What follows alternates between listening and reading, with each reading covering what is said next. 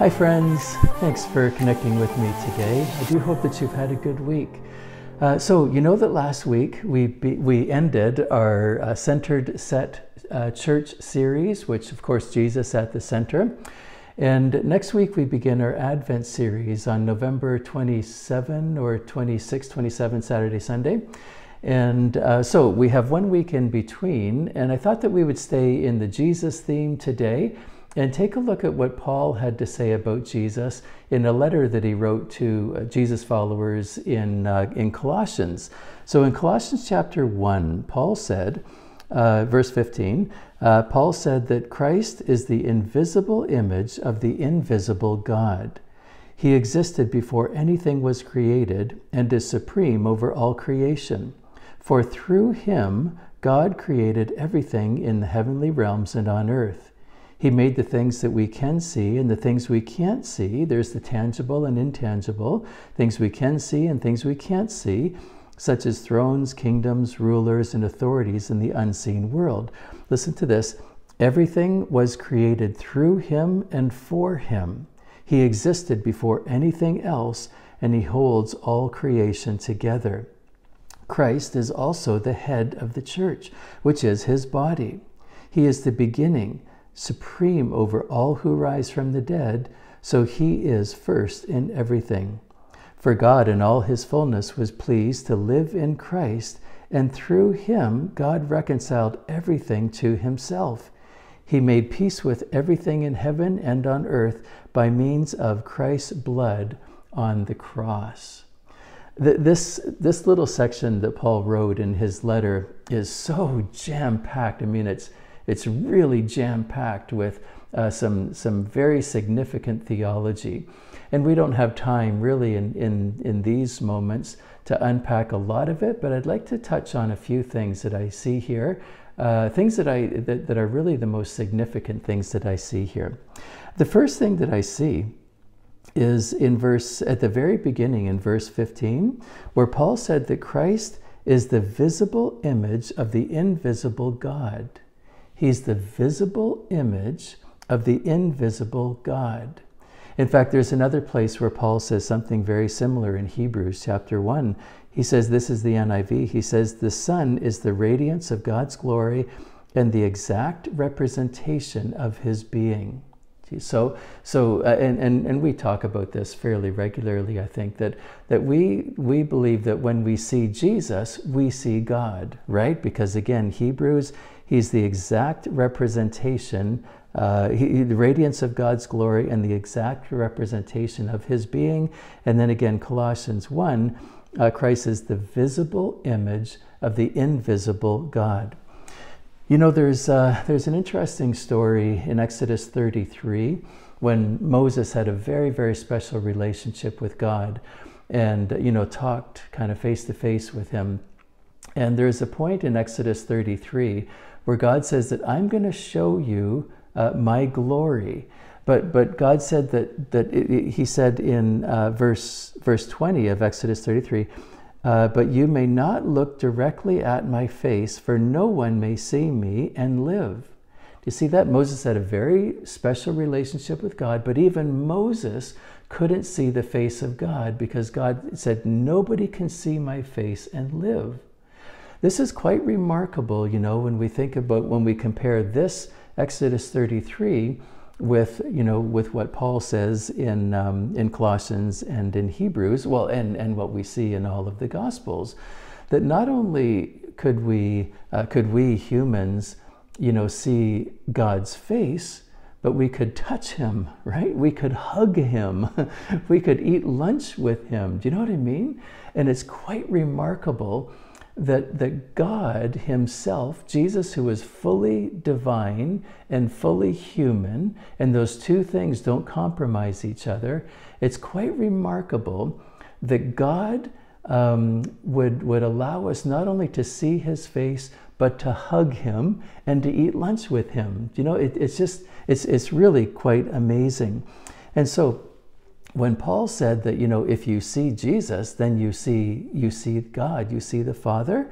And so in Jesus, what do we see? What kind of a God do we see in Jesus? Well, of course we see that Jesus was, quite hard on religious people who actually, with their man-made rules, made it harder to relate and connect with God. He was hard on religious people, but he was quite soft and tender towards the humble and the poor and the sinners, right? He was quite tender towards people who needed him. We see in Jesus somebody who went out of his way to find that one lost sheep. We see in Jesus somebody who just enjoyed hanging around with people, eating at their house, celebrating their wedding, with them. We see in Jesus somebody who, just really enjoyed helping people. When they were hungry, he didn't need to feed them, but he, multiplied the loaves and the bread. When they were sick, he didn't need to heal them, but he did. Sometimes when they died, he raised. We see in Jesus somebody who just loves to help people. And part of what Jesus did was to teach the truth of the kingdom, right? And so this isn't just warm and fuzzy, oh, Jesus is such a nice guy. He came and he taught the truth of the kingdom of God, the truth that would set people free. And then, of course, ultimately, we see in Jesus somebody who would sacrifice himself at great, tremendous cost to himself for the benefit of others so that we could, be reconciled to him. And we'll come back and talk about that in just a moment. But listen, I want to just point something out. When Paul said in Colossians 1 that Christ is the visible image of the invisible God, when he said that, he was only about 30 years removed from when Jesus walked on the earth. So when Paul said that, there were lots of people who remembered seeing Jesus and they told the stories firsthand, right? So when he said Jesus is the visible image, people were like, yeah, because I saw him, right? But today, of course, we're 2,000 years removed, and so nobody alive today has actually seen Jesus. But Jesus is still revealing himself, right? And he's still showing up. And well, maybe on Sunday when we gather, we'll talk about stories of how Jesus has revealed himself, and really cool stories, particularly in countries. I'm thinking of countries where it's illegal to be a Christian, and Jesus miraculously reveals himself. But okay, so the first thing that I see here is that Jesus is the visible image of the invisible God. And what do we see in that, right? And when we think of that, we typically think of the human side of Jesus, his loving grace, healing people, that kind of thing. But Paul goes on to talk about his divine nature, right? And again, Jesus was fully God and he was fully man. And those two things didn't compromise each other. And so Paul goes on to talk about the divine nature of Jesus when he said, just in the second part of verse 15, he, meaning Christ, existed before anything was created and is supreme over all creation. For through him, God created everything in the heavenly realms and on earth. He made the things that we can see and the things we can't see, such as thrones, kingdoms, rulers, and authorities of the unseen world. Listen, everything was created through him and for him. He existed before anything else, and he holds all creation together. So again, when I think of Jesus, I tend to think of the human side, the loving, gracious, tender, compassionate side of Jesus.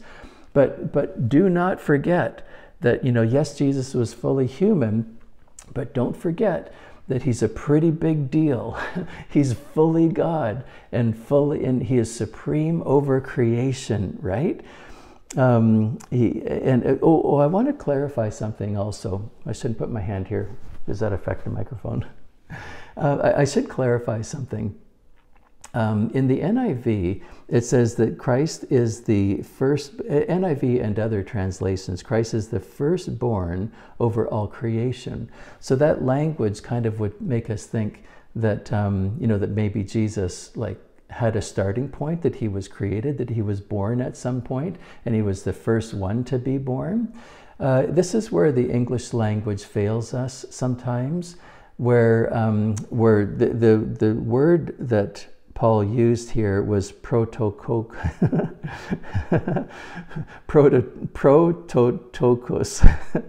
which is translated in the English firstborn, and it speaks of, physical firstborn. But what Paul really was saying here is that it's a statement of Jesus's inherited right as the firstborn over all creation, because there was never a time when Jesus didn't exist, right? John 1:1, in the beginning the Word, or Jesus, already existed. Or the Nicene Creed, which is kind of one of the pillars of our theological framework from 325 AD, said there was never a time when Christ was not, right? So we believe that Jesus was not born, he wasn't created, he always has been, right? So this statement in different translations referring to the firstborn is one of inherited right or authority that was attached to the firstborn, okay? I won't take much time in that, but listen, here's the bottom line.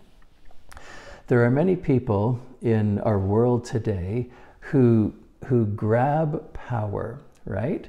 And we see it in political realms. We see it, most pointedly in Vladimir Putin in Russia, grabbing power in Ukraine, right? There are many people in political, but also in business world or in all different levels, right? Many people they grab power and they use it for their own benefit.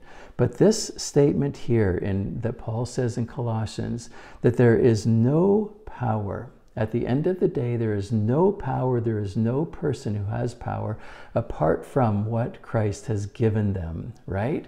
And so, sure, people may rise up and say, I'm a really big deal, and and kind of vote for me kind of thing. But nobody, friends, nobody has any power except that which has been given by Christ. He is supreme over all powers and authorities. Okay, so the first thing that I see Paul say is that Jesus is the visible image of the invisible God. And again, I think of human things when I think of that. His love, his grace, his tenderness towards people who really needed him. So for visible image.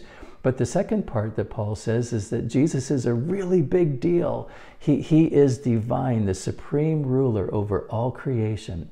And if that's all Paul said, then that wouldn't make much of a difference for my life today, 2,000 years later. I would say, wow, God is, Jesus is really a big deal and all that. But because of the last thing that Paul says here in Colossians 1, it brings it home. It personalizes it for me. It actually makes a difference in my life, right? Colossians chapter 1, verse 20. And through him, God reconciled everything to himself. He made peace with everything in heaven and on earth by means of what? Christ's blood on the cross. Friends, it's one thing for us to talk about Jesus as a visible image of an invisible God. One thing to talk about his creative power. Everything is created for him and by him. It's one thing to talk about that. But listen, verse 20, but through him, through Jesus, God reconciled, he brought together everything to himself.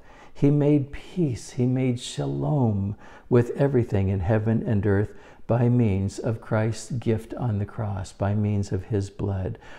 And so at the end of the day, like I said, if Jesus was only a person who lived 2,000 years ago that was a great teacher, then that would be really interesting and we would study his teaching, study his philosophy. If he was only the great supreme creator of this world, ruler over all authority, then we would bow and we would give him reverence because he's a really big deal. But this last part brings it to us. He reconciled us to himself, right? And that's where it brings it all it brings it all together for us, and he invites us into a loving relationship, right? So on Sunday, we'll talk about, what does that mean to have a loving relationship with Jesus? What does it mean to be reconciled with Jesus? And what does it mean for Jesus to reconcile the world, everything, to himself? On Sunday when we have our discussion, we'll talk about these questions. When you think of Jesus, the visible image of God, what words come to mind? Like, how would you describe him? And then another question we'll talk about is, if Jesus is supreme over all creation, how does that affect your view on current world events? But also, how does that affect your view on your own current personal circumstances? Okay, so there's tons of stuff for us to talk about. I think this will be a very full discussion, and I'm looking forward to it. So friends, I hope hope this has been helpful for you, and I trust that you have a fantastic day. God bless you.